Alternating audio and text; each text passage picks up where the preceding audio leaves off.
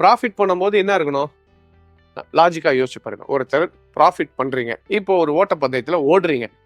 உங்களுக்கு ஜெயிப்போன்றதுக்கு என்ன இருக்கணும்? பயம் இருக்கணுமா? இல்ல கான்ஃபிடன்ஸ் இருக்கணுமா? நான் ஜெயிப்பேன் அப்படின்றதுக்கு என்ன வேணும்? We need confidence, correct? ஆனா ஜெயிக்கிற இடத்துல கான்ஃபிடன்ஸ் இருக்கணும், தோக்குற இடத்துல என்ன இருக்கணும்? பயம் இருக்கணும். ஆனா இங்க மார்க்கெட்டுக்குள்ள வரும்போது அப்படியே உல்டாவா இருக்கும். எப்படின்னு பாருங்க. டார்கெட் அடிக்க போகுதுன்றது என்னது?